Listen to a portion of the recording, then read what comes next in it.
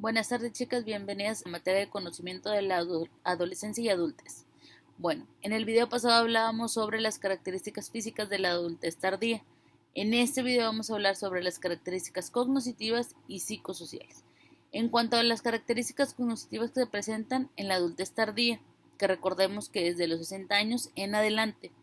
Bueno, la inteligencia, hay estudios que mencionan que la inteligencia no es que cambie como tal, sino que la forma de medición es lo que afecta. Por ejemplo, si al señor le ponemos para medición de inteligencia problemas matemáticos, pues tal vez su capacidad de razonamiento o su capacidad de resolución de problemas, sus respuestas son más tardadas y eso va a influir definitivamente en la aplicación de la prueba de inteligencia.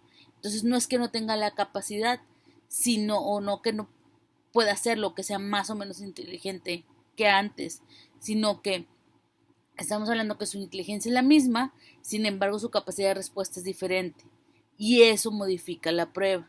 Entonces habría que ponerle atención en esa parte. Entonces, en cuanto a la inteligencia, va a depender de la capacidad que se mida, de las habilidades son limitadas. Si ustedes se acuerdan, cuando les hablaba de las características físicas, les mencionaba que, por ejemplo, su tiempo de reacción disminuye, o que su equilibrio disminuye, o su fuerza, o su resistencia. A esas habilidades son las que nos referimos cuando decimos que las habilidades se limitan, no porque no puedan hacerlo, no porque no, en un momento no pudieron hacerlo, o porque no tengan la capacidad, sino que ya no pueden hacer tantas cosas, ¿verdad? Pero hay algo muy importante como característica cognitiva que es la sabiduría. Esto es algo que sustituye muchas cosas y muchas habilidades les ayudan a los señores, porque es algo que se fue obtuviendo o que fueron obteniendo, más bien dicho, a lo largo de su vida. Entonces, esta sabiduría a ellos les ayuda, por ejemplo, a ya no dar rodeos en ciertas cosas, sino a centrar esa fuerza, esa resistencia, esa inteligencia, esas capacidades en los puntos claves que les van a ayudar para poder salir avantes. En cuanto a las características psicosociales, en cuanto a la salud mental y cómo afrontan la situación, pues hay algo muy, muy importante para ellos, que es la religión y la espiritualidad. El ellos poder saber que existe alguien más o creer en alguien más grande que ellos y a quien recurrir en esos momentos de soledad, por ejemplo, hablamos en cuanto a las características físicas que incluían la depresión, por ejemplo, que se podían presentar. Bueno, lo retomamos ahorita en las características psicosociales. Pues imagínate un abuelito con depresión, pues sí sería importante o sí es importante para él recurrir a la religión y a la espiritualidad. Y esto definitivamente influye en su salud y en su bienestar. En cuanto al trabajo y al retiro, es la edad en la que se empieza a presentar la parte del retiro de la vida laboral activa. Entonces esto hace que ellos se vayan sintiendo como desechados, como que ya no son útiles, ¿no? Aunque no sea así. Esto hace el retiro y del trabajo de la vida laboral activa. Esto definitivamente también influye en su situación financiera, porque si ya no trabajan, pues ya no tienen un ingreso.